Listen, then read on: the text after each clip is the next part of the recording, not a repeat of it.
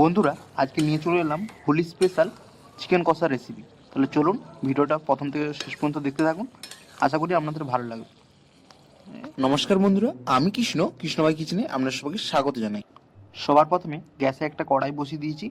গ্যাসের ফ্লেমটাকে হাই করে কড়াইয়ে পরিমাণ মতো সরিষার তেল দিয়ে দিচ্ছি। আর এদিকে দেখুন কিছু আলু আর কিছু পেঁয়াজ কেটে নিয়েছি।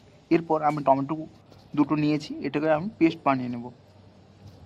আর এদিকে দেখুন আলুগুলো পুরো ভাজা কমপ্লিট হয়ে গেছে। এরপর ওই তেলে আরও খানিকটা তেল দিয়ে সবার প্রথমে গোটা জিরে, তারপর কিছু কুচিয়ে রাখা যে পেঁয়াজগুলো ছিল পেঁয়াজগুলোকে খুব ভালোভাবে ভেজে নিতে হবে।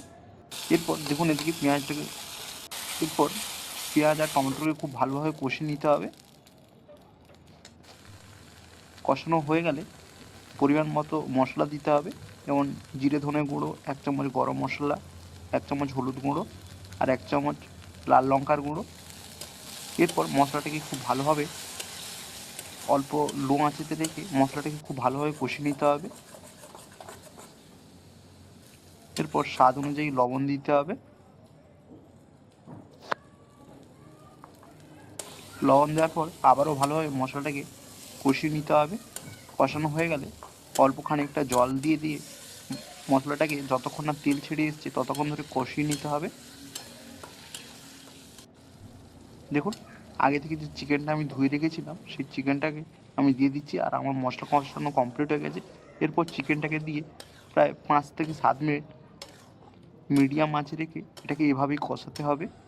তারপর বন্ধুরা আমি এটাকে 5 থেকে 7 মিনিটের জন্য এটাকে ঢাকা রেখে দিচ্ছি। আর এদিকে দেখুন আমি চালের সাথে মানে ভাতের সাথে এই চিকেনটাকে বানাচ্ছি, তাই আমি চালটাকে খুব ভালোভাবে ধুয়ে নিয়েছি।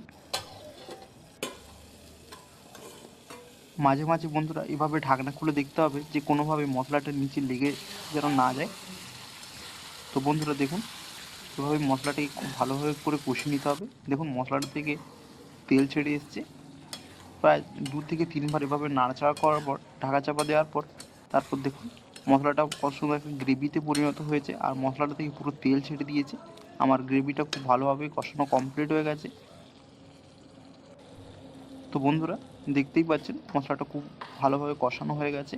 এরপর আগে থেকে যে ভেজে রাখা আলুগুলোকে এর মধ্যে দিয়ে দিতে হবে। আলুগুলো দেওয়ার পর আবারও ভালোভাবে কষিয়ে নিতে হবে। আলুগুলো আমার 50% বন্ধুরা আমি ভেজে নিয়েছি।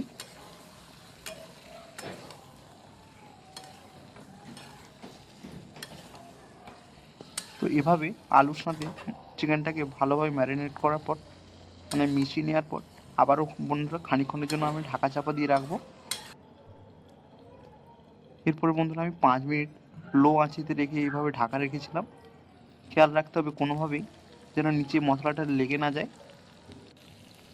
পুরো আমার বন্ধুরা চিকেনটা যত ভালো করে কষাবেন তত চিকেনের টেস্টটা ভালো হবে। তো বন্ধুরা দেখুন আমার কষানো কমপ্লিট হয়ে গেছে। আমি কিছু কষার জন্য বন্ধুরা তুলে রাখছি।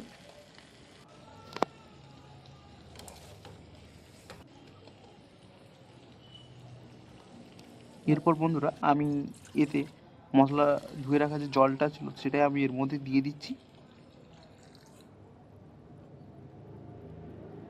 জল দিয়ে বন্ধুরা আমি এটা খুব বেশি জল দিচ্ছি না, যেহেতু আমি কষা কষা রান্না করতেছি, তাই অল্প খানিকটা জল দিয়ে উপর থেকে ধনেপাতা কুচিয়ে যে রেখেছিলাম সেগুলো উপর থেকে আমি ছড়িয়ে দিচ্ছি।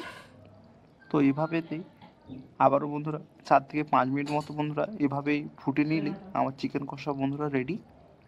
তো বন্ধুরা অবশ্যই বাড়িতে একবার ট্রাই করবেন, আশা করি আপনাদের ভালো লাগবে। আর ভালো লেগে থাকলে চ্যানেলটিকে লাইক ও সাবস্ক্রাইব করে দেবেন, নতুন ভিডিও খুব তাড়াতাড়ি